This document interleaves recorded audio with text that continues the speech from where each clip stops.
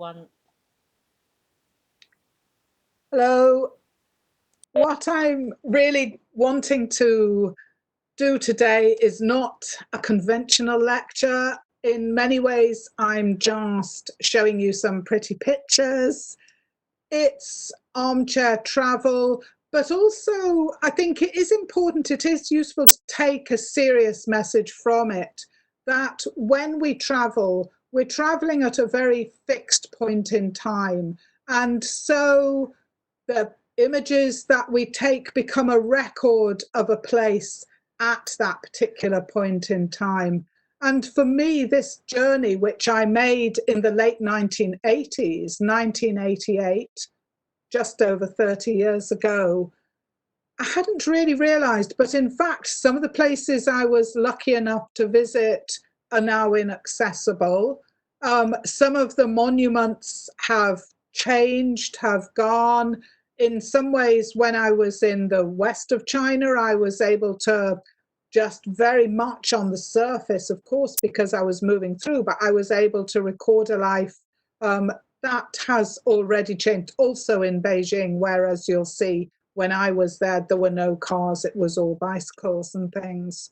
So I just wanted to, particularly for people who are not getting the holiday that they had planned this summer, to give you some images and some thoughts from the journey that I made, which I've rather grandly always titled A Scottish Archaeologist on the Silk Road. And of course, that is partly because along elements of the journey, British archaeologists have at various times had quite a presence, not always in a good way, bringing back many antiquities which went into the British Museum and so on.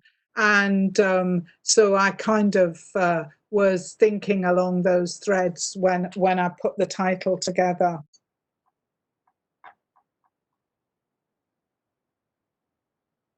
So as I say, my journey took place in 1988.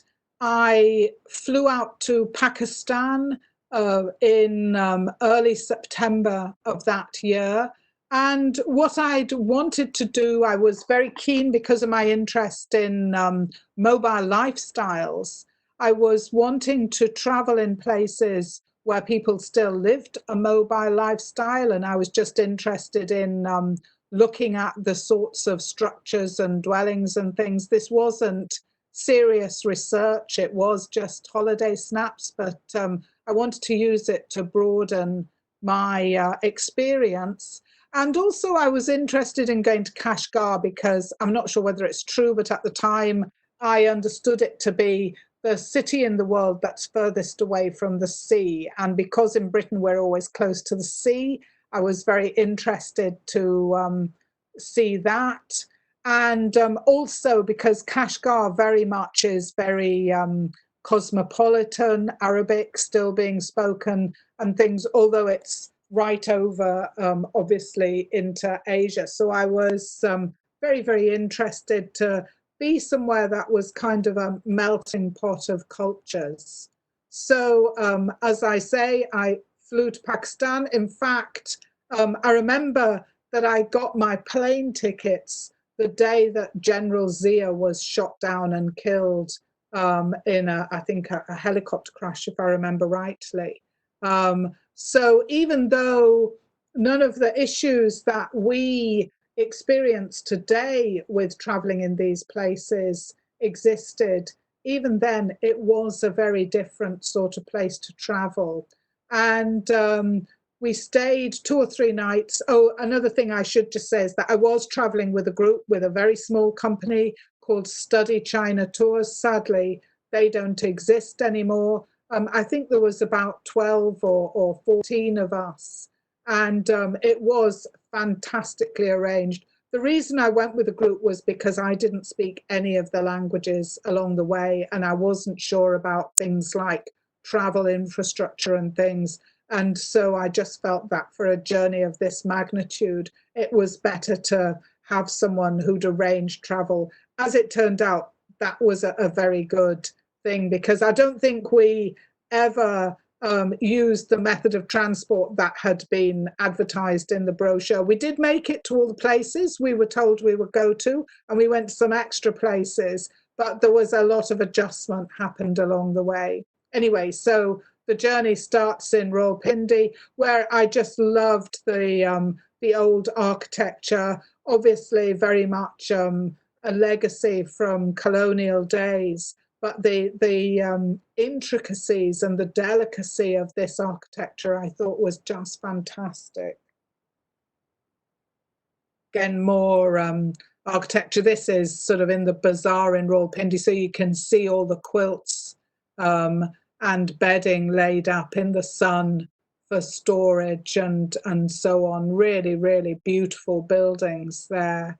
And just the kind of, for me, coming from, well, from Scotland, the kind of press of people and things going on in the bazaars, it was all very different, a very new experience. And then we flew in a small plane up the Indus Valley, up to Gilgit. So we were very much following the Karakoram Highway. And I'd read, if you haven't read it, I'd read Peter Fleming's account, Travels in Tartary and News from Tartary, where he travels along this route, in fact, back from Beijing to Pakistan. But I very much had been very inspired by this book and was very keen to kind of follow in his footsteps as much as possible. And so for much of the journey, we were going backwards in a way along the Indus Valley. But here from the plane, picture of Nanga Parbat, which was just a spectacular mountain. Although in actual fact, the flight was, you know, quite scary again if you're not used to these big mountains. The valleys are very narrow. You seem to be scarily close to the snowfields and rocks and things. And arriving in Gilgit, you can actually see the airstrip in the center of the photo there on the flat brown land in the bend in the river and the mountains all around. And we stayed a couple of nights in Gilgit, which was at the time very much a sort of meeting point between Pakistan, with a lot of developed infrastructure to the south, and then this road winding up the Karakoram Highway, winding up through the mountains. And in fact, the year that we did the Karakoram Highway, and here I can, we're just getting onto the bus to set off from Gilgit. It was only the second year that the Karakoram had been open to kind of large groups of travellers. It was a fairly new road. Up to that point, it had been used by locals and aid workers and so on. But tourism was very much something that was just beginning to be explored in any big way. And I think now a lot of that has closed down again for various reasons. Before I went, I was kind of reading and looking at newspaper articles and things. And I remember seeing something about it's also a very unstable area geomorphologically, and that at any one point in time, one part of the Karakoram was likely to be closed. So there was, you know, there are elements of the viability of tourist infrastructure and things in these places as well. And in fact, we pretty quickly found that this was very much the case. And between Gilgit and we were traveling on up to Hunza, a day's drive up the Karakoram. And we discovered that there was a landslide and our little minibus wouldn't be able to get through. In fact, I remember reading that I think one of the aid agencies saying that when they were using the Karakoram, they'd taken the doors off their Land Rovers or something so that people could get out of them quickly in an emergency.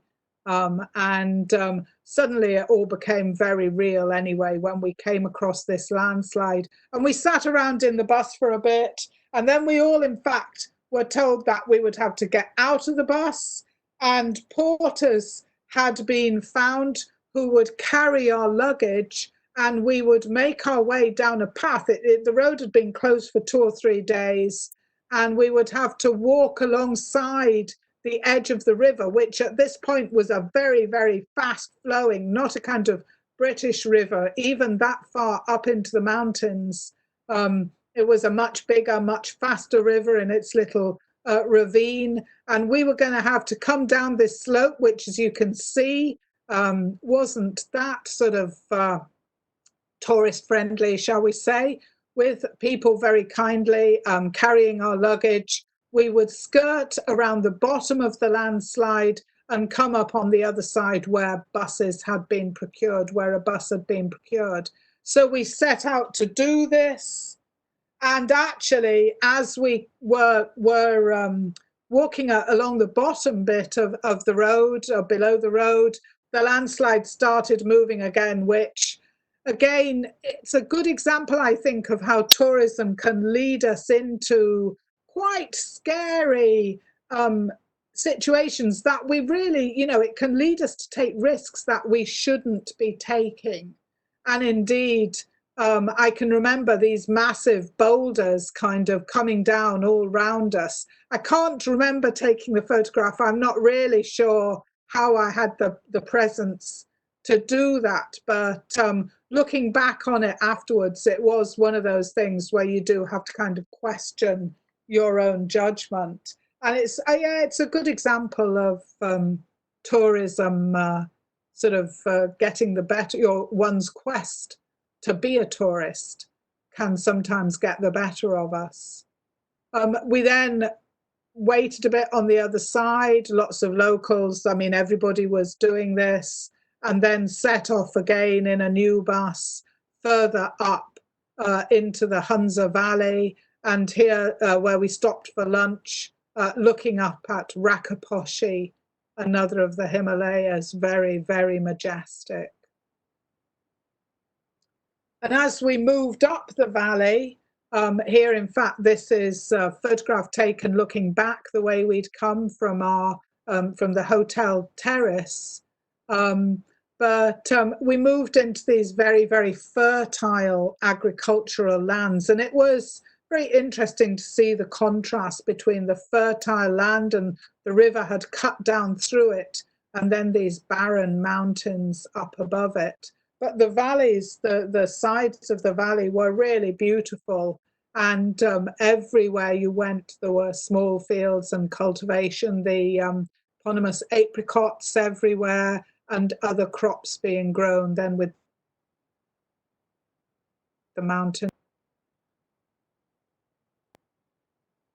And from the village that we were staying in a couple of nights, we went out to visit two of the forts in the valley. Now, these are forts that Peter Fleming describes visiting. And at the time, this was very much the scene between here and Kashgar, where what was being called the Great Game was being played out. And Britain maintained a postal service up and down this valley on a weekly basis, with couriers taking news from China down to what was then the British Empire in Pakistan. It was a sort of major routeway, albeit for people on foot or with pack animals. And we were very lucky to be able to go and see these two amazing timber forts in the valley. And here you can see, looking down on Baltit Fort as we approached it. And then the other fort was Altit Fort, which we could go inside. You can see the fantastic construction designed to be earthquake proof. And given the amount of earthquakes in the area, I think it's, no small measure of the success of the fort that it's still standing, where, in fact, if you are familiar with Scotland's vitrified forts, you'll see this sort of interlace postulated in many of the reconstructions, where you've got timber work and stonework allowing the whole thing a certain amount of movement and bringing stability that just wouldn't be possible otherwise. And some fantastic timber work details. Now, of course, when we were there, forts like this which are World Heritage sites, were getting maybe 30 or 40 visitors a week. I remember at the time thinking, gosh, well, as the Karakoram opens up and things, that's going to change, and sort of being concerned about the future of the forts. Of course, in actual fact, things haven't necessarily worked out in that way, but it is a reminder of how fragile some of our heritage can be, and the management of this heritage is something that needs to be approached really sensitively. And looking down from the fort once we were inside it at the village, the surrounding village. And of course, for someone from Britain, what was really interesting here was the use being made of the rooftops, which is something that by and large doesn't happen in Britain. Very different circumstances and climate and things, obviously, but a very different way of living. And again, looking back up at the fort and some of the timber details. And in some places, when you were up there and inside it, there were elements of furnishings from the last occupancy. And there was obviously a sort of heritage guardian there who remained with us and guided us around it.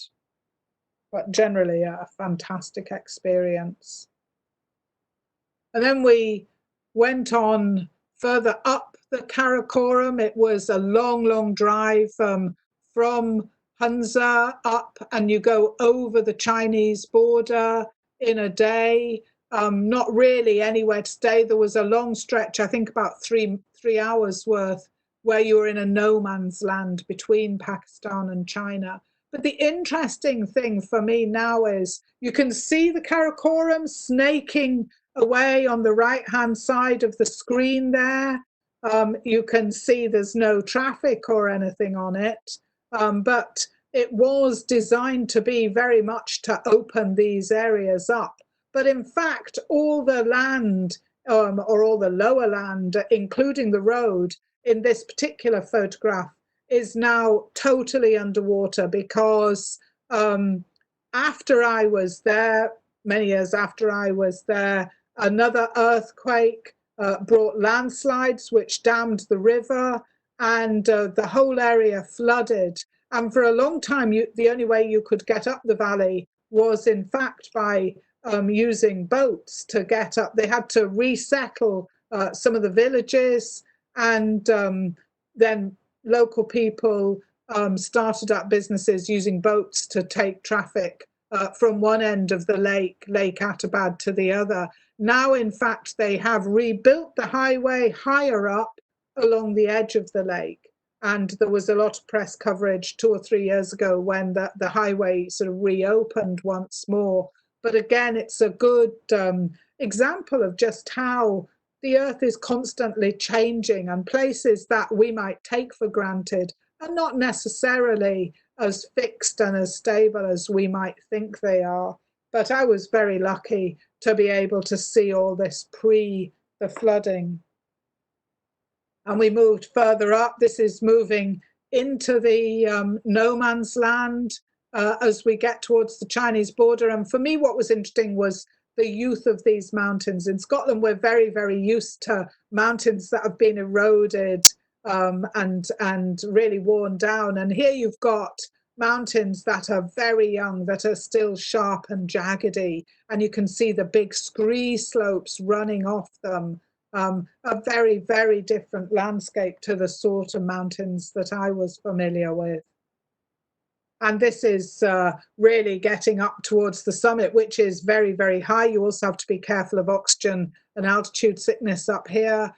Getting towards the summit of the Karakoram, you can see the road in the foreground there. And in the back, a glacier. And again, the road in this part had to be laid and diverted because, in fact, of moraine deposits being pushed forward by the glacier.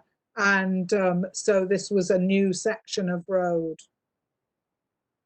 And then reaching the border itself, and you're looking back from China into Pakistan. And the interesting thing here was the way in which the road surface changed. And you can see the curb laid, which reputedly runs all the way to Beijing. I didn't do the whole trip by road, so I can't vouch for that. But there was definitely very obvious. And in fact, from very early on, from moving into the Chinese side, there were road gangs working on the road and so on. Very, very different to the management schemes that had been operating, that we'd seen operating in Pakistan. And very quickly, over on the Chinese side, you moved into a totally different sort of landscape, much more rounded. You dropping, well, you're still very high up, dropping relatively slowly across these plateaus. And you started to see very, very quickly what I'd come for, which were small settlements, small nomadic settlements of herders. And this is just a picture that I actually took from the bus as we were going past. But this was exactly the sort of thing that I was interested in and had come to see. I was interested in the sort of footprints that these settlements might leave. What traces would there be? If you were an archaeologist, how easy would it be to reconstruct the human use of this landscape? And the first place we stayed in, just over the border in China as we dropped down, was the small city town of Tashkorgan. And we only stayed one night here. Again, I'm very much out of my academic comfort zone, but it's reputed to be the place, the furthest east that Alexander got. And there is indeed in the center of the town, you can just see it on the left, a big tell with archaeological remains on the summit. Sadly, we didn't have time to go and look at that, as it was very much just an overnight stop on the way down to Kashgar. But again, there was some fantastic architecture, and just even a very quick walk around the town was well worthwhile. And then we drove on down towards Kashgar, another day's drive, and here the fantastic mountain of Musta Alta, which loomed in the background for much of that drive. And you can see fantastic road surface and the curb there running on down towards Kashgar and eventually right across China. And here again, another shot taken from the bus. But again, I was interested. You can see little settlements off in the distance, obviously, flocks and people all going about their daily business. And then we did stop at one of these settlements, just at random, a small site where in fact they were starting to pack up to move on, but you can see other camps in the background. And for me, it was just a fantastic opportunity to see this sort of thing at first hand. And you can see the great mountain looming there in the background. And inside the structure, we were allowed the yurt. We were able to have a look. It's amazing in some ways to think how the sort of insulation and things, just to see these, in some ways, all the Persian carpets and wonderful felts and so on that we love to put into our houses. This is them as they should, be used. This is them being used in the way for which they were first intended. And the family, and you can just see our bus in the background there. Most of these little settlements had small sort of mud brick buildings as well, although the dwellings seemed to be mainly in the yurts. And here, this was fascinating for me, where one of the structures has been taken down. And so you can see the row of turfs. You can see all the, what we'd call trellising. You can see the timber structure has been collapsed and laid to one side. And this is it all packed up and waiting to be put onto a cart and taken off to the next. location. And I particularly liked in this one as well the juxtaposition of the motorbike and the horse. I mean, these aren't people who are sort of living in some kind of world of the past. These are people who are living in the present, who are adapted to live in the best way possible from the environment which they're so used to, which they really know about. And people sort of milling around, as interested in us as we were in them. We discovered there were very, very few groups moving through this landscape of people from Europe or Europeans or anything. So in fact, for all the time that we were in the west of China and in Kashgar, there were very, very few Europeans around. And it turned out later that some of the problems that we are hearing about in the news today with Uyghur populations in the west of China, these aren't new problems. These are problems that have been going on for many, many decades. And we were told many stories similar to the sorts of things we're hearing today, perhaps on a smaller scale. But at the time we were there, it was regarded as a very unstable area politically. And so the Chinese authorities were discouraging tour groups and actively stopping tour groups from going to China if they were coming in from the east. But of course, because we were coming in from the west over the border from Pakistan, there was less scope for that to happen. So we were very lucky. Just moving on, fantastic landscapes. The explorer Sven Hadrian has a nice account of going kayaking on this lake. I think he nearly loses his life here because a storm blows up and it's much bigger and rougher than he anticipates. But you can see how these landscapes really entice. We'd stopped for lunch and I went off walking and in fact bumped into a small group of Chinese art students who were there on some sort of art residency and were just totally gobsmacked when this European person turned up and was sort of interested in looking up what they were doing and the landscape and things. They couldn't see the bus. They were sort of over a rise. And so for them, it must have been a very surreal experience. And just moving into Kashgar, towards Kashgar, of course, I'd never seen a desert, so I was very interested in the desert landscapes. And here, in fact, in the center of Kashgar, what interested me here was that you very much got a tell site information. So you can see the way in which the present day settlement sits on top of previous mud brick buildings. And then as they become less habitable and so on, more buildings are put on top, squeezed in, whatever. And so your tell site slowly grows up. It's quite interesting to see these things in action, I think, for an archaeologist, because sometimes when you read descriptions of them or think of an excavation, it's difficult to get a handle on how they actually function. And one of the things that I was really keen to do in Kashgar is they have a big Sunday market where people come from all the oases round about in the desert.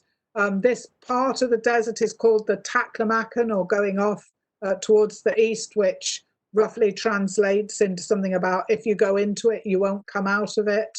But there are lots of oasis settlements along the southern side of the Taklamakan, and people bring the produce into Kashgar, and there's this massive market which has different areas of the market for different produce. And walking around the market, you heard so many different languages and you saw so many people all dressed in their own traditional ways. It really, really was a fantastic example of different cultures coming together and, still living in their traditional ways, but the areas where people meet and goods are exchanged and so on. Obviously, this was the watermelon area. And here, fruit and vegetables, you can get a good idea of the just how fertile the oases around here are. And you can get a good idea as well of different styles of dress, just how diverse and cosmopolitan this area was at the time. Of course, I've no idea what it's like today. Cotton, I'd no idea that cotton was produced in this area. So it was really interesting to see these big bales waiting to be sold and processed. And herbs and spices, traditional medicines. Mats, matting. In fact, while we were there, I bought a small traditional rug, which I still use. And I remember did all that by bartering, just using sign language, hand language, which you very quickly develop. There's my telephone. I'm just going to pick it up and cut it off.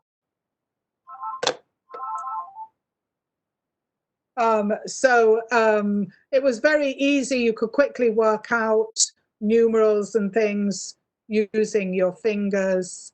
And there were a certain number, I've forgotten them now, but I remember hand signs that you could use to show that you were happy or satisfied, how much you'd paid. Yes, I think you used your arm to indicate numerals and things. And you very quickly got into the way, because lots of people in these areas, they're all speaking different languages themselves. So there are certain basic symbols that allowed life to go on. Fast food store, noodles, I think, in this case, and dumplings and things.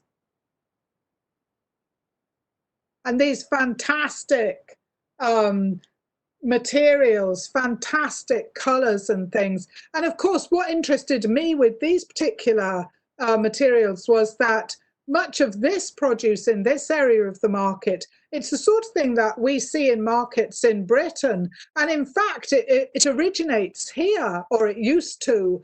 And there were buses and trucks and things, lots of traders who'd come up from Pakistan, who'd come up across the Karakoram and would trade stuff and buy clothes and garments and materials and then take them back to be sold and exported. And so it really was, in some ways it was, you know, the Silk Road. You could see the way that these networks and processes all took place. And it was still commonplace enough for that sort of transport to take place on land rather than by air or anything. So it was perhaps a glimpse of a world that was about to change.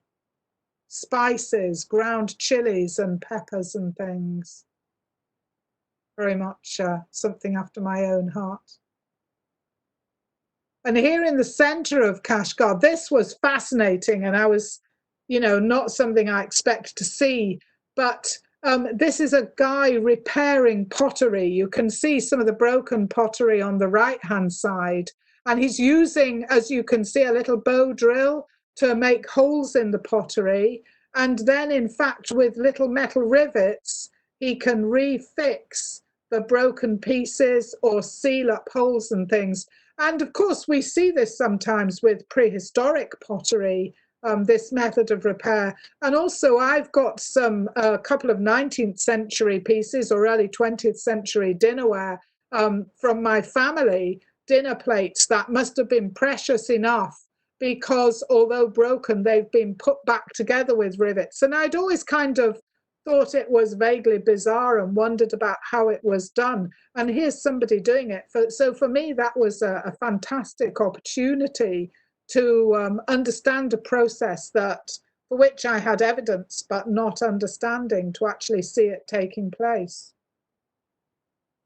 And this in Kashgar was, again, for me, a very much somewhere I wanted to visit, and I went out one evening to try and track it down. This is the old British Consulate here. So because this was the heart of the Great Game, where you had Russia, China, and Britain in particular, all jostling for position, and they maintained consulates here, and there were consuls, some really well-known names like the McCartneys and so on were here. Eric Shipton, the mountaineer, was here. He used his time here to climb the local mountains. But there's a fantastic account by Ella McCartney, I think it is, the wife of the consul in the 19th century, late 19th century here. She describes getting married as a young girl in Britain and then coming out here just a few days or weeks later and adapting to life out here and the sort of ways in which you could get a piano here. And indeed, she has children and brings them up and describes the social life. And she describes this building in a lot of detail and decorating the building. And you can still recognize some of the elements of the building from her description. So the ladders going on up to the roof, and she talks about firework displays and things, and the verandas. The building's called Chinibar, which refers to its gardens. The garden has long ago gone, but the building does still exist, although it's now rather sad and forlorn and a sort of annex to a modern hotel. But in the day when I visited it, the hotel hadn't been built, and it still looked, you know, a little bit, you could tell it had had a grand past, although obviously the British and diplomatic presence had long gone. But that was somewhere I'd been very keen to visit. And then we moved on north from Kashgar. There was a lot of debate as to how we would travel. We ended up having a long drive across the desert. And we moved up to a city called Urumqi, and then came down to these archaeological sites, really in the heart of the Gobi Desert, and basically a World Heritage Site, fantastic paintings, sadly largely desecrated by a series of antiquarians, including British collectors who removed images and things, but still a fantastic site. And you can see beginning to be much more of a tourist presence there because we're moving more into the heart of China, more into central and northern areas. And here, moving down to the oasis town of Turpan, and raisins, grapes, raisins, melons, very big production around here. And a lot of these little aerated structures which are used for drying the grapes and turning them into raisins, and then they get sold by the side of the road. And one of the big monuments in Turpan, this fantastic mosque, really, really beautiful brickwork there. And we were incredibly lucky because when we arrived in Turkey, we weren't there on the days that we should have been. There were no other tourists there, and it had been a long and arduous journey to get there.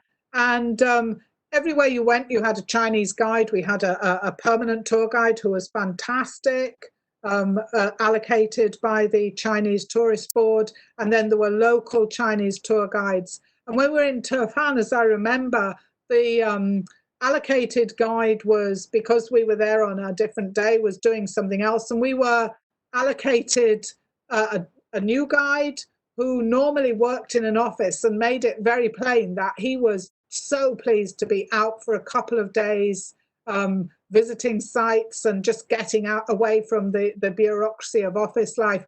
And he took us to places that just had nobody there. And so we went to this fantastic Silk Road city, just the most amazing. I mean, there was no way you could explore all of it, but just getting a quick walk around it was a real privilege. Just seeing these structures, a sort of whole city, just, it has been excavated.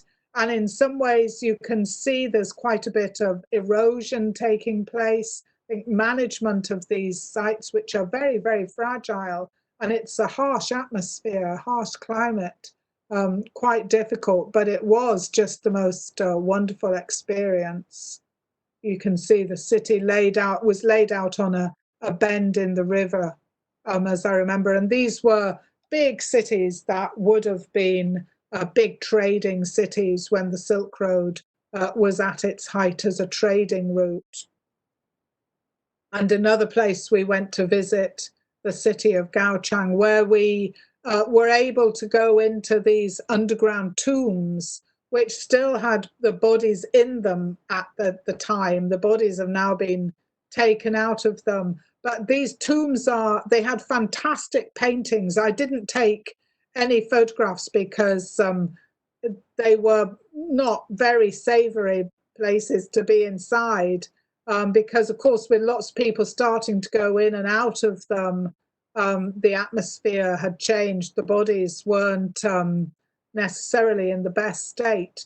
But these are the tombs where more recent work, in fact, not long after I was there, discovered that certainly some of the people buried there were of European heritage rather than, as you might have expected, more Asian heritage. But again, as I say, I was very much straying out of my academic comfort zone. But this city I remember in particular because it had these incredible defensive walls around it. So they were definitely wanting to protect something, wealth. There was a hierarchy and so on. And then we moved on from Turfan. We were moving on across the desert. More long road journeys.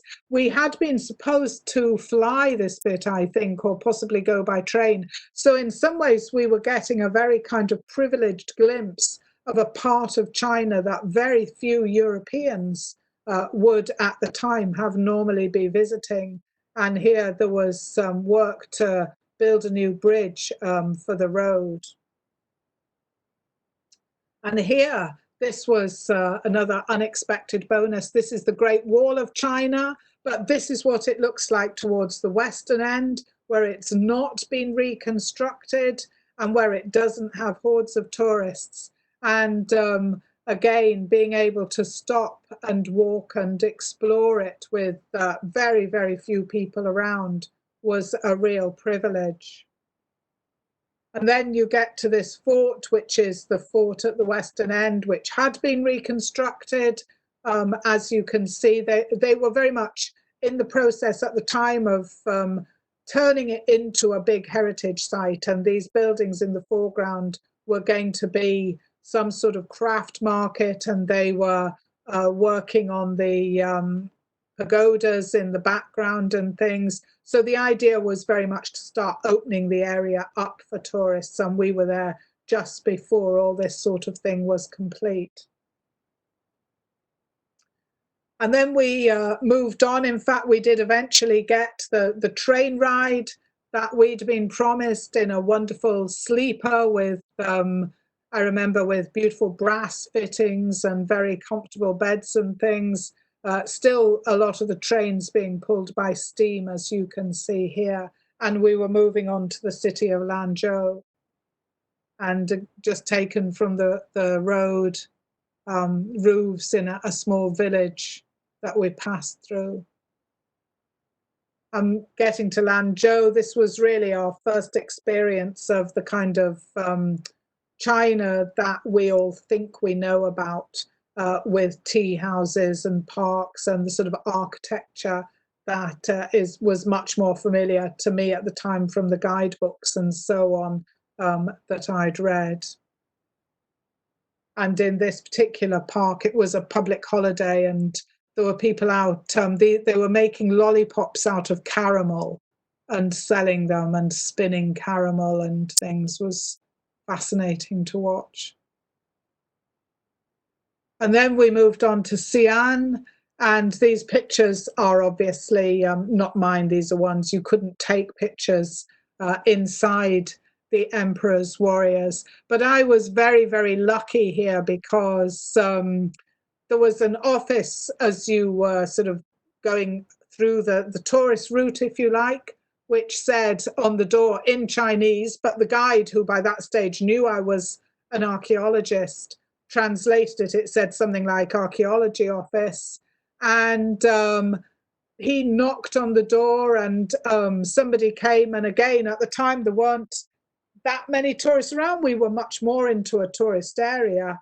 And I was taken round the back and down in amongst the warriors, which was, just a fantastic opportunity. Not necessarily great for the rest of the group because they had to stick to the tourist path, but being able to be right close up to some of the warriors was fantastic. And to see them, because of course we think of them as all the finished guys standing up in rows, but with the passage of time, while they've been buried, they had suffered. And so what we see today is very much after conservation work by the Chinese authorities, this sort of thing with the fantastic detailing and individual faces and so on.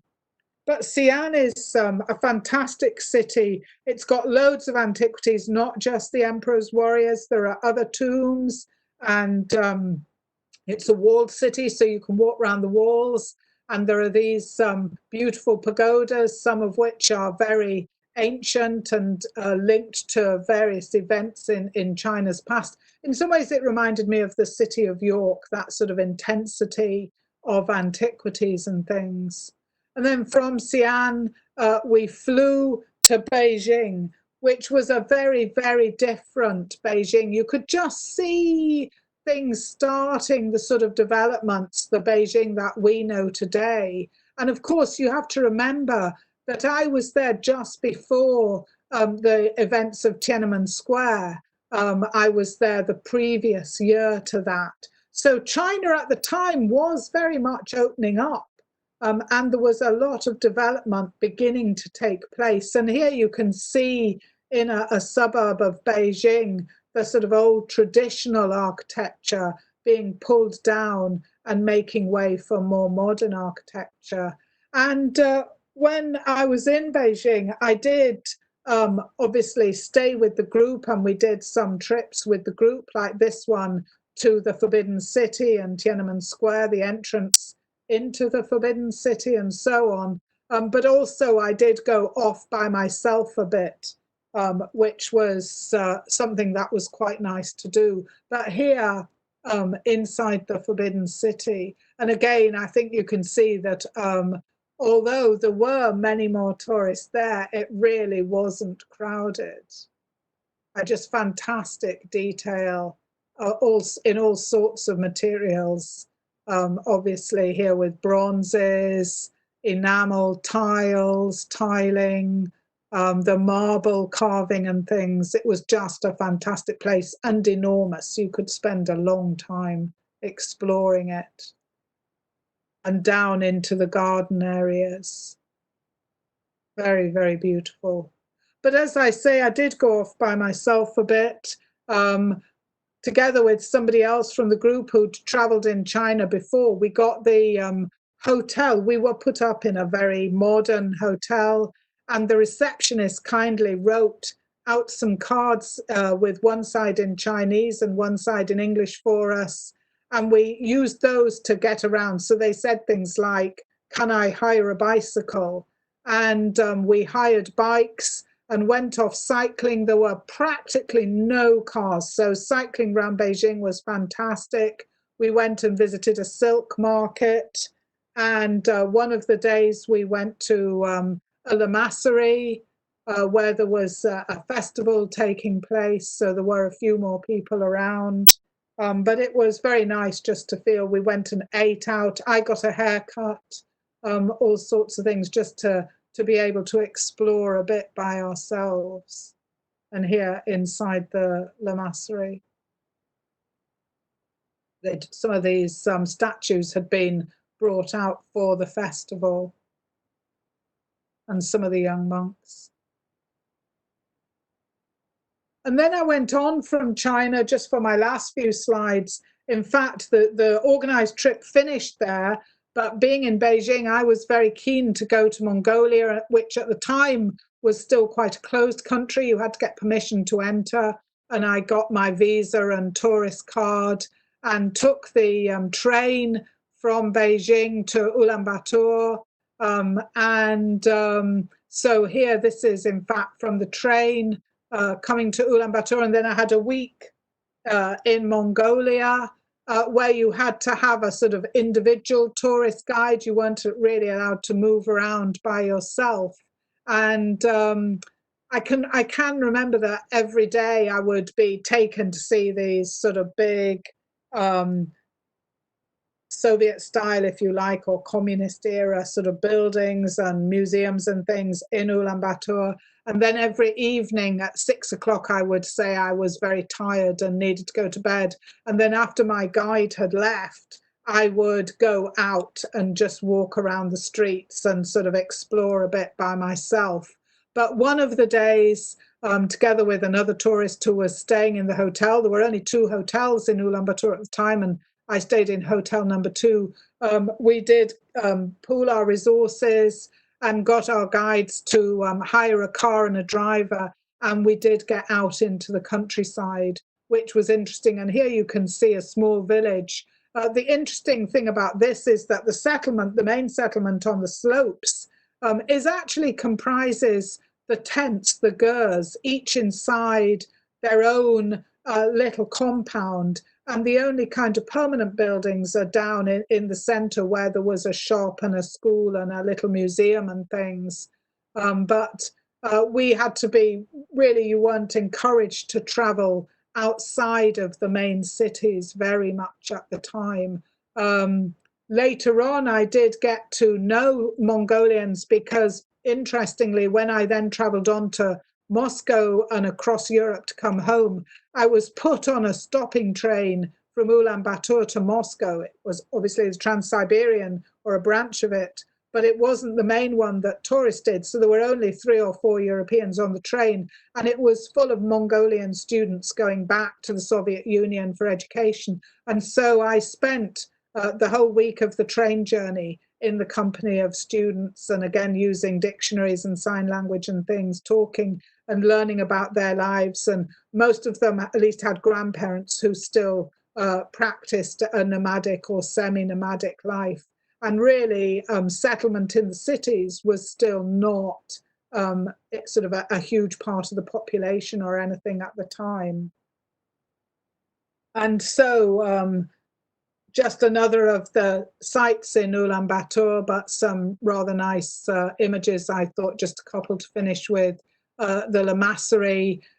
For a long time in Mongolia, it wasn't possible to practice traditional religions, but that was just opening up as we were there. And in fact, it wasn't long after I was there, I stayed corresponding with the students, some of them, and that life really opened up a lot more, and a much more capitalist systems came into society.